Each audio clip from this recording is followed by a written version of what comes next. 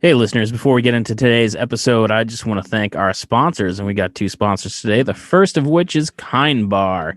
Kind is deeply committed to crafting food with real, recognizable ingredients, a disruptive notion that sparked the creation of a new, healthy snacking category. Kind is unapologetic in their efforts to challenge the status quo, to shift the food industry, and empower the community and our listeners to make better, informed choices about health. Kindness can be a transformative force for good, and that is why we are teaming up with Kind to bring our listeners 10% or 15% off for military, teachers, students, first responders, doctors, and nurses. Go to podgo.co/kind. That's podgo.co/kind. Kind Bar, creating a kinder and healthier world, one act, one snack at a time. Our second sponsor for today is returning sponsor Pretentious Pickle. The Pretentious Pickle Company is located here in Plymouth, Massachusetts at 190 Water Street, and they have a wide variety of pickled items, everything from pickled cucumbers to mushrooms, Brussels sprouts, asparagus, carrots, beets, anything that you can pickle, they pickle. And it's a delicious snack, and if you're in a pickle for what to get your significant other for Valentine's Day, just go to Pretentious Pickle and they can sort that out for you. You can, again, find them at 190 Water Street here in Plymouth, or find them on the web at pretentiouspickle.com. And now let's get into our show.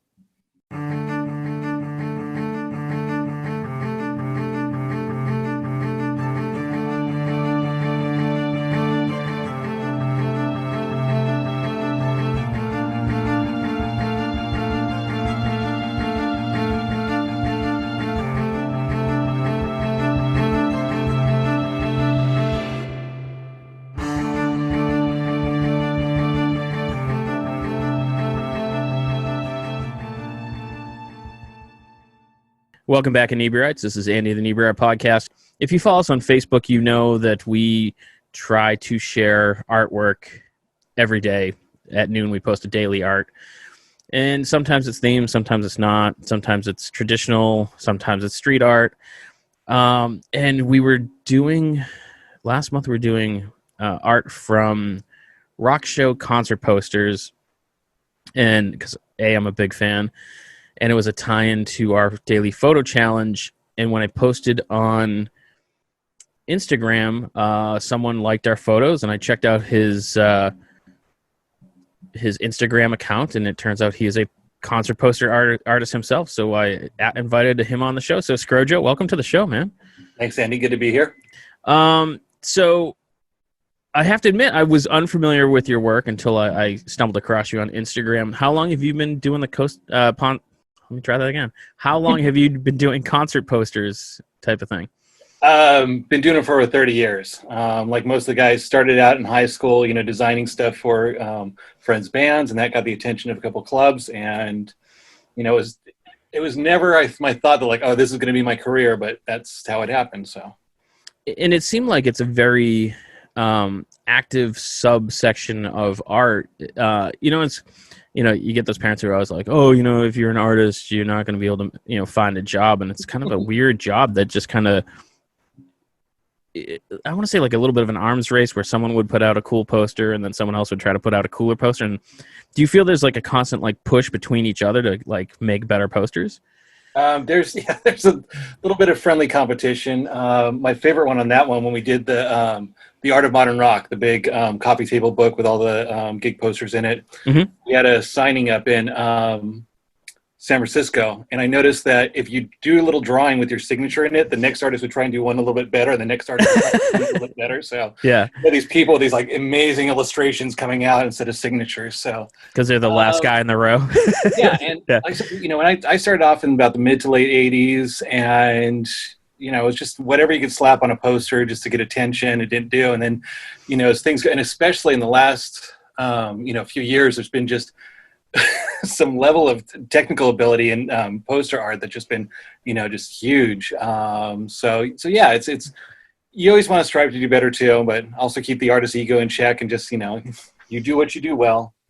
Is there like a struggle to make because I mean the poster's there to communicate who's playing and when. Yeah. And I've seen a few where I'm like, I can barely read that. I'm not sure if this is actually taking place or if it's just a band poster. Is there like a real struggle to make sure that the information is carried forward? Well, I'd probably say between the last 5 to 10 years, there's been a big switch. But before, the poster was just about promotion. So it was, however you get across. You can look back to the '60s with, the psychedelic posters that were, hard to read, but those were kind of intentional. It was like you had to be one of the cool kids to be able to decipher this. Oh, okay. So it's kind of like a code. That was with the '60s stuff. But in the last 10, but definitely in the last 5 years, it's switched to where the posters are now more for a commemorative. To buy to remember, the show, to have a connection with the band that way. Mm-hmm. So you can actually get along with a lot of, murder you couldn't have done in a promo poster where you need to have the band name big, huge, and this illustration a little smaller. Now it reversed where the illustration's usually the main thing, and the band name and all the information is usually just tucked in there someplace. Well, that's good for the artist standpoint. Well, yeah. That's more fun. So if you're given a band, are you contracted by the band itself or by the venue? The vast majority of the time is through the venue or the promoter, but yeah, I've worked directly with a lot of bands. And do they give input? Do you try and, I've seen plenty and they're phenomenal posters, but you're like, oh, I don't get really how this ties into, Pearl Jam or Foo Fighters or whoever. And it's fine. And I think that's part of it. But do you try to kind of like work some sort of theme in from an album or a song into the poster? Depends. I can say one thing big time when I'm working directly with the band, I make the hard rule that I only deal with one person. Because usually with starting out, smart. Yes. I would literally have two people calling me with completely contradictory input, what's going on, and just that. So that's the big one. Just deal with one person. And it depends on the band. There's some guys who are very, like they have a direction. This is what it goes. This is, the colors we want to use, which is great.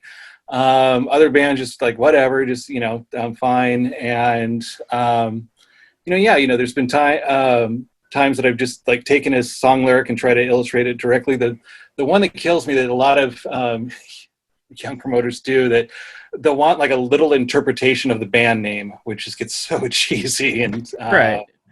I know that I remember somebody told me once, I guess like Modest Mouse had it in their contract that there could be no mice on their posters and that kind of stuff. So it really, depends on the band. Some are very into the process and want to be a part of it. Others are just completely hands off. And I don't know. There's really no set formula on that one. Yeah, I love that. I'm only going to deal with one I had done this is actually my second time I did a community art project here in Plymouth, and they had like fiberglass sculptures, and they had like 20 different artists paint 20 different versions of them.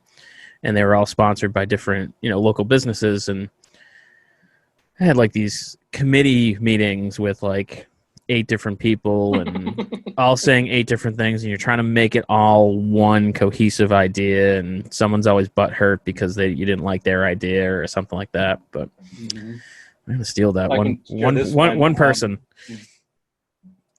I did a design once, a poster for MTV, and the first draft, quote unquote, first email that came back, they said, "Oh, it's perfect." And then like, "Oh, we just showed it to so and so in grassroots marketing and needed one change." And literally every time this design hit someone's desk, it came back with one change. It ended up going through 72 changes. Oh my God. Which was great because after the third change, I got paid for each change. I made a fortune off this thing. But the end result was just an orange box with like a little silhouette of a rapper in it. They paid a fortune for, but it was just what I said, that designed by committee, that every time it hits someone's desk, they feel the need to justify their position to make some change to it. Yep. Yeah. I'm here for a reason, so I'm going to give you my 2 cents kind of thing. Exactly. Yeah. So that's the other one too for young artists. I always recommend, first 3 changes, no problem. That's part of the process. After that, make sure to have something added on that you get X amount for each change after that.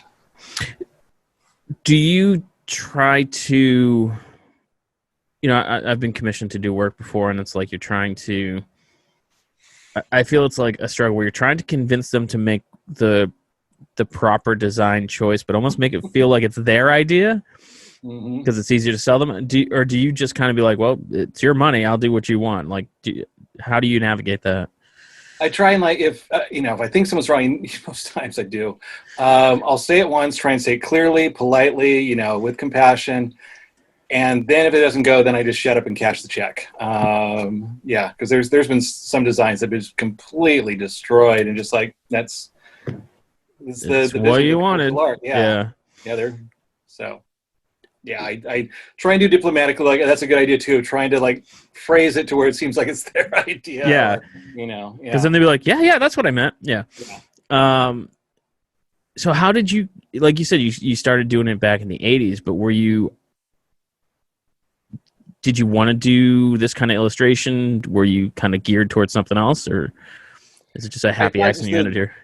I'm here in SoCal. The area I'm in is big in surf and skate, and I always thought I'd be like get some job as like an assistant art director in a surfer skateboard company, and that's where it go. And I did do that for a while. I zigzag as freelance through a lot of the surf and skate companies, but I was just friends with like a lot of local bands and the clubs, and just kind of it always just kept falling back. And like I said, literally before I knew it, it had become a career. There was never a set guide to go in this direction, but I love it.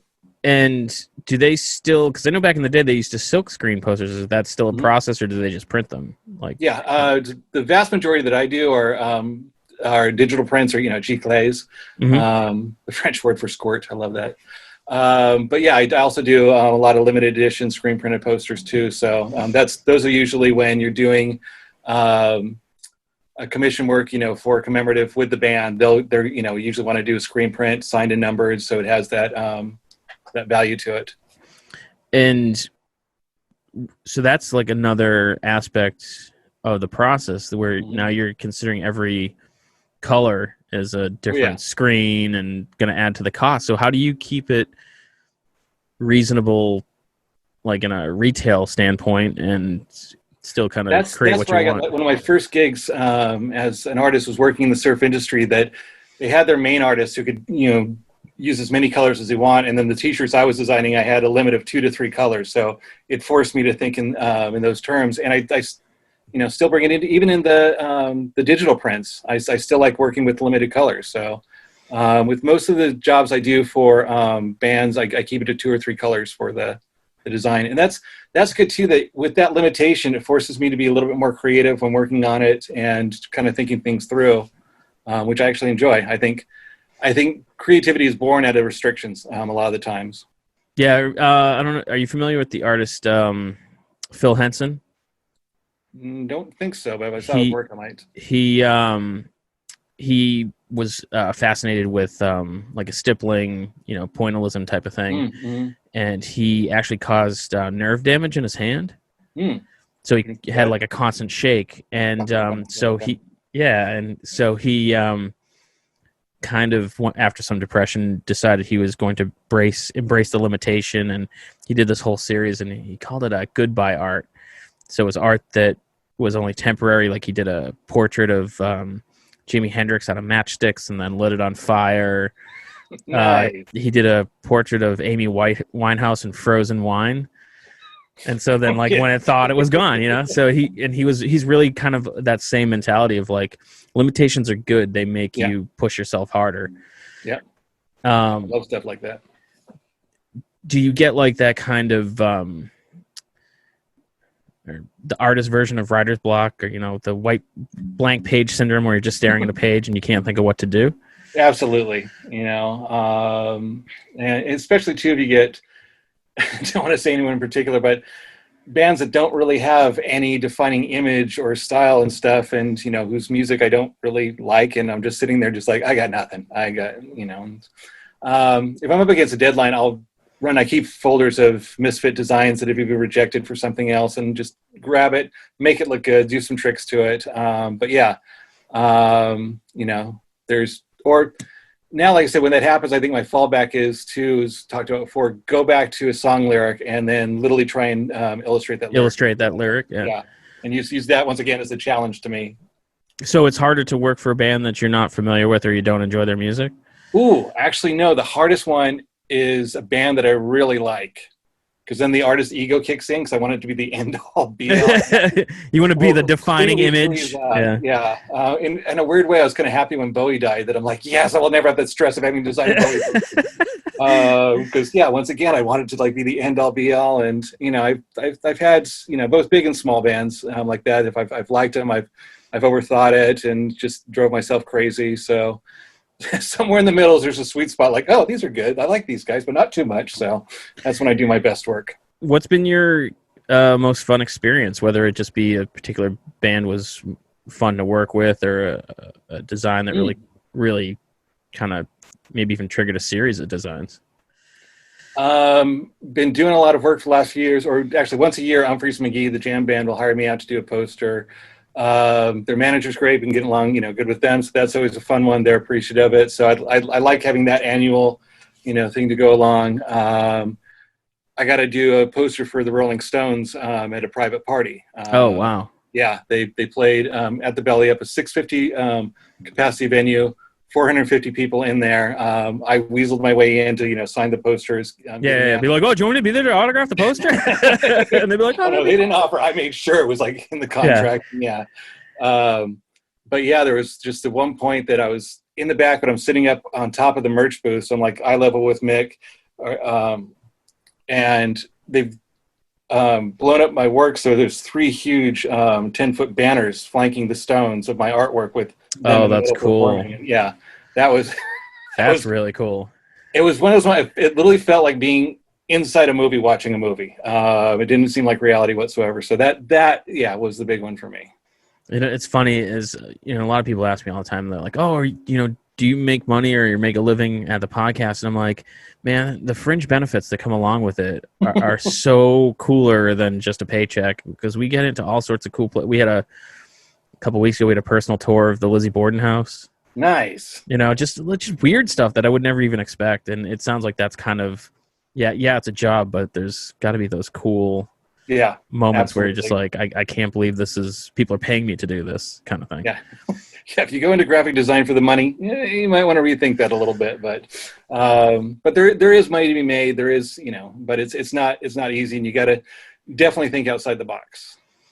How has the process changed since the 80s? I'm assuming now it's done you're doing most stuff with computers, but back in the day, was it more? And that was the one too that I'm really appreciative. When I started out, we were still in the, the little cut and paste, X-Acto knife, rubber cement, desktop publishing was just beginning to, come in. So you could, have someone like print it out, but you still had to, cut and paste all the lettering. And I actually liked that forced me to learn the basics of design. Because any changes, that was hours and hours of work. There was no just, swip it over. Right. And I still recommend that today, to any young artist starting out, like, okay, for 6 months, kill your computer, go get an X-Acto knife, rubber cement, and lay things out by hand. And it'll force you to learn just the absolute basics, right off the bat. Then when you know those basics, then take it into the computer, and all the good stuff. Another one too that's been interesting that I'm curious to see what happens, because I remember it was the rise of the CDs that everyone started gravitating towards posters. When we lost the album cover art, I think there was people started looking to still have that connection with bands. And now that things are digital, it almost seems more so that people still want to have that kind of tangible connection with the band in some form or another, and it seems to be still going with posters. Oh, so there's that, because that was going to be my next question, is like, has that market kind of died down? Because I know I love album art. Yeah, that was it. Everyone, had their albums, put the albums on the wall and that. In the 80s, you definitely had collectors, and especially for the punk flyers and all that, but there wasn't really many made. Frank Kozik was one of the first ones that, went in, become friends with Frank. And, Frank's model was, wasn't so much worried about getting money out of the band, but then selling the poster afterwards, and then the limited editions and all that. So that Kozik's model is the one that most of us ended up following on how to make money on this. The problem now, at the Millennium, there was, a few handful of us guys doing it. Now there's hundreds of guys doing it. So the market is a bit flush, but, if you're smart, just watch yourself. You can make money this way. There is money to be made. And so it's more, is it more financially beneficial to sell the posters afterwards? Yes. Yeah. Yes. And But I still recommend getting money from either, promoter or band, have some amount. It's usually not as much as you can get for designs and other fields, but still get some money from the band or promoter. But then also to make sure to reserve the right to after show sales. And if you can work with the band to sell during the show, that's when you can usually sell the most. But I also know from days being a roadie that a lot of the opening acts, all the money they're making is off their merch sales. right. And I don't want to be competing against some opening band's merch sales on that. So most of the time I just sell afterwards. A few times when we're working directly with the band, then I'll sell at the venue. If you're selling at the venue, do you have, if you're, when you're with the Rollings, hanging out with your buddy Mick Jagger, are you just selling the Rolling Stone poster, or do you have that one prominent and maybe like a side folder with like, oh, this is some of the other stuff I have? For me, I've only done just the poster for the band that we're selling for that night, but I've seen other guys who've done it, had more of their stuff out and done set up. And once again, it's just making sure that all the bands are okay with it, everyone's on board, and just good happy kumbaya feelings that you're not dicking anyone over. Yeah, so more of a make sure you ask ahead of time so they're not Bingo. yeah. Are you wanting, or have you worked in other? I'm assuming you've worked on other projects, not just posters, but is it something that you're looking to get more into? Like, I don't know, as you get older, I feel like a lot of guys are like, oh, I want to do children's books because they get kids and whatnot. But is that something like you've worked towards? Yeah, I mean, definitely. Like I said, I got my start, freelance graphic designer. So, I've done POPs for toothpick holders, everything, but just kind of kept gravitating more for the posters. Book illustrations is always on the table. I want to try and start doing some more editorial illustrations, but the one I'm kind of gravitating towards now is the same concept of the gig poster has now been kind of taken into movies where we're doing posters for individual screenings. And that's what I like. So a lot of the stuff that's coming out now. Movie posters in the last 40 years have really gone downhill. It's become that generic formula of the floating heads, and so I really like some of it's fan art. Some of the guys are doing it for the screenings, but the gig posters for a movie. So I want to do more of that. Also theater too. I'm a big fan of some of the great stage posters. So I want to start trying to move in that direction. So nice. Other aspects, but still it's kind of wrapped around posters for me right now. The days of Drew Struzan are kind of over. It's really sad. Yeah. And but I think I know what you're talking about. Like I've seen there's someone who I think when they started they were doing almost like travel posters. And all the locations that they were advertising were like from Star Wars, that kind of thing. Like, go visit Dagobah. Tatooine, loved it. Yeah, Hoth. Yeah. And, there's those. I think most of them, people call them alternative movie or film posters. I've seen a couple of books on them. But yeah, just this great, amazing. Well, I can share this story. Focus Features hired me out to work on Dave Chappelle's Block Party, the movie about the concert he put on. Yeah. And went up there, and they were absolutely sweetest people, super cool, nice. We, sat down, had a little meeting, and we had this great conversation talking about kind of the glory days of the movie poster of, the 60s and 70s and Saul Bass and all this, and how, it's the movie posters now are just falling into the floating head, stereotype. And it was funny, we went these great ideas, and I did it, and they paid me well, and we're happy with the work I did with them. And the end result, the final theater release, was exactly everything they said they didn't want. It was literally the floating. Yeah, exactly. So is that just like an advertising thing? Like, has anyone really done the numbers that does it work better? I think it's just everyone keeps going, this is what's done before, so we'll keep going in that direction until somebody breaks the mold, and then. But it's hard. I remember at that time too. Shepard Fairey just done a great theatrical release for Walk the Line, the Johnny Cash movie. And I thought, wow, okay, this is going to be the one that, boom, breaks it out. It's, the movie did well. It was this great, image. And I thought you're going to get more studios moving that direction, and nobody did.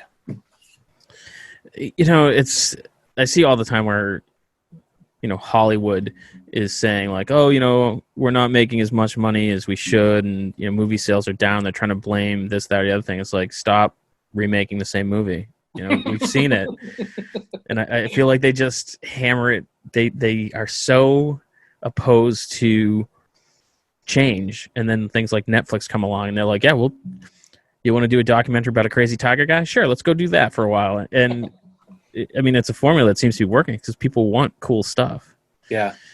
I was hearing one reviewer saying, like, even if you think a movie sucks, if it's an original idea, just go and see it to promote original ideas. Yeah, almost.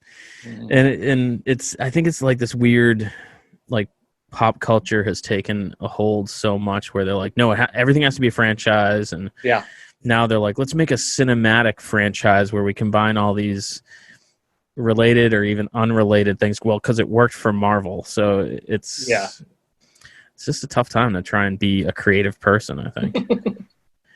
But hey, sometimes that's exactly it. Just, once again, Kozik was telling me that he's had the most success when things were just most conservative of everyone thinking in the box. That's when, So that's when he had the most success, just because everything else was conservative and stuff. And I guess there's, there does be, like us, people gets to be more demand for original work, for, some things that kind of break the mold because everything else is so much in just this formulaic mold going on. I remember when I was a kid, like there was the punk culture coming out of England and, heavy metal. And I feel like around the 90s, I heard someone talking about how like subcultures are kind of a thing of the past because as soon as they get a little bit of momentum, that's when like marketers just like pick it up and destroy it. Do you think there is like a true subculture anymore?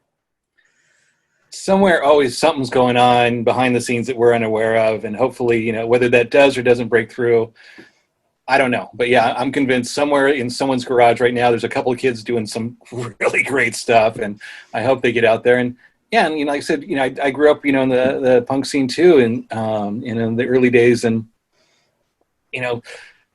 punk is a movement. They, Chrissy Hyde even joked about it. Died in the first 100 days, and then after that, like I said, became all the fashions that you can wear and buy at the Gap, and and all the stuff. And we, even in the early 80s, I remember we had a very narrow mind of like, oh, punk looks like this, and this, and has to be, and it was already in the mainstream with day glow colors and but yeah, somewhere something's going on. Yeah, there's always an underground. Whether that gets to our attention or not, I don't know. But yeah, I hope it does because I'm excited for something new. As a child of the 80s, I'm kind of done with all the 80s nostalgia going on. Yeah, and I feel like 90s nostalgia is just kind of starting to get going. Mm-hmm. But yeah, it's so weird because it's like I feel like when there's a subculture, we're talking the punk scene, it's like someone tears their t-shirt and puts it back together with safety pins. They're like, yeah, it's badass, and then 6 months later they're charging $75 for that same thing done at Urban Outfitters or wherever. It's just a weird thing that if there's something cool, we have to turn it into a marketing thing. Yeah, but like I said, convince us there's always an underground, whether we see it or not. That is yet to be seen. Yeah. Well, I suppose if we saw it, it wouldn't be underground. Especially not middle-aged dads with daughters. Yeah, I was just gonna say, do you feel like we can't know about the underground because I'm like 45, my kids are 16 and 18. I feel like if I'm going to experience the underground, they have to at least tell me about it. Yeah. I've come to learn there's nothing I can say that'll make me cool in my daughter's eyes. So yeah, just accept it, embrace it. I'm just in a different time of my life, and that's So we were talking earlier before we started recording, and you were saying how she's getting into animation and stuff like that. Has that always been something that you kind of like pushed her towards? Is it something she just kind of fell into from being around an artist? Because I feel like my daughter, I was kind of like, do what you want. And I think the first time she really got interested in what I was doing is I didn't ever buy her coloring books. I would like draw something and outline it in Sharpie and then give it to her. I'd be like, oh, what do you want to draw? What do you want to color? She'd be like, a cow. So she'd watch me draw it out, and then she would go and color it. And just from that is kind of like how she got involved. Yeah, I tried really hard not to, go in that direction, like whatever you want to do and stuff. Yeah. But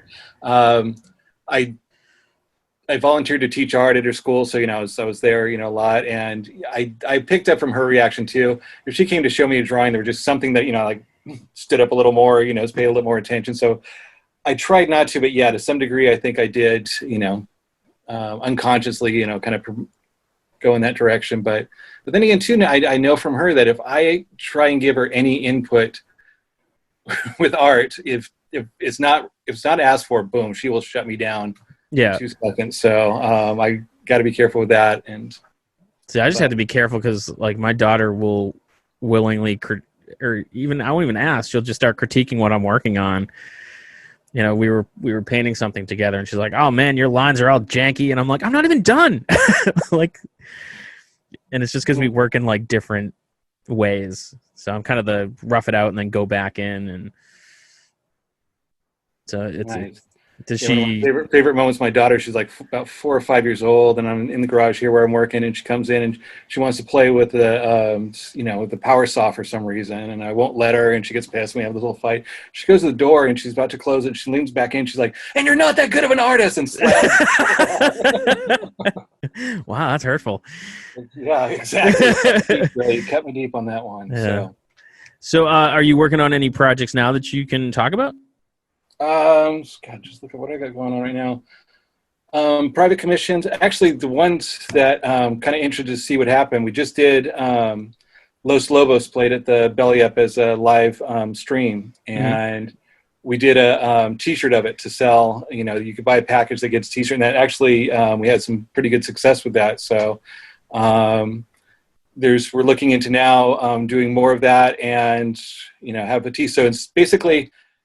It's still theoretically poster design, just trying to put it into a T-shirt format. I'm excited because I actually make a little bit more money off this one because I get some other royalties besides the after sales. But yeah, kind of hoping that that's going to be a little COVID gem that didn't know that start working more doing kind of the gig poster format, but for T-shirts that you're designing a T-shirt for an individual gig. That's kind of cool. Yeah. And did they have Did they have it in their contract? You're not allowed to use wolves. No. And it has a wolf on it, so they were fine with that. Yes. Yeah, I feel like that one's a no-brainer. You got to go with wolves for Los Lobos. I mean, are there bands out there that have weird requests that like, oh, you have to use this, and it seems to some sort of inside joke or band reference that only like super hardcore fans or only the band themselves get? Sure there are. I haven't did that much. I think the one for me that I've done, and I can't think of any reference or examples right now, but I've done one where I've like had a band reference that even the band doesn't get. And yeah, that's when you've gone a little bit too far. Oh man, I watched a great interview last night, and it was the surviving members of Beastie Boys, and I think it was Jimmy Fallon, and they were talking about some book. It was on YouTube, so I'm not sure how long ago it was. And one of the Beastie Boys was like, "Oh, I got a great story for you." He's like, "It's not in the book," and he like recounts this story. Oh man, what was it? I can't remember exactly what it was, but he recounts the story, and then Jimmy Fallon's like, "I got a funny story for you. That one's actually in the book." And he's like, "What?" And he like picks up the book and he starts thumbing through it, and Jimmy Fallon's like, "Don't start looking for it now." So it's bands forget stuff, Actually, one I did remember was working with Guided by Voices, and so for the poster I did Joan of Arc, and it was all happy, and I was all proud of myself, and showed it to a couple guys in the band, like, "We don't get it," and I'm like, "She was guided by voices." I thought I was just so good and just all witty and just had it down, and like, man, dude, if even the band isn't getting the reference, you might want to rethink it. Yeah, that's the worst when you like make some sort of joke or image, and you're like, cool, right? And people are like, sure. And you're like, damn it. Is there an up and coming band that you really want to work with?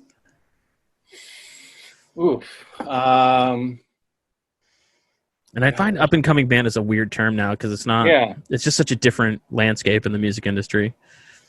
And actually, it's one of the nicer things about getting old is I don't get as starstruck by band. I don't really follow bands as obsessively as I used to. So I can say I just did 42 posters last year for the Chainsmokers, And honestly, when I got it, I had no idea who they were. And they're one of the biggest bands. I'm like, okay, that's good. I've never heard of them. Because I'm an old dad. Yeah, get off our lawn. Exactly. But yeah, always open to work with young local bands. That's the one too that because there's the energy, and those are going to be the next next big things someday. That's one that gets me too, that you get a lot of artists who want to get into gig posters, like, oh, how do you work with the Stones and Foo Fighters and stuff? I'm like, you start when they're not the Stones and Foo Fighters, right? Yeah, your little local bands, and work your way up. So there's no one I can think of, but always up for, and especially somebody who's doing something different, like we're just talking about, something that some fusion or some different musical direction, because then it's fun. If you got nothing that has a set visual image, then it's up to you to, like, okay, let's play with it. Where do we go? We got complete freedom to try something funky and see what comes together. It's cool. I got to say this pending interview, now current interview, it actually kind of inspired me. I've always loved concert photos. Kozik, Coop, loved Coop. His stuff's so great.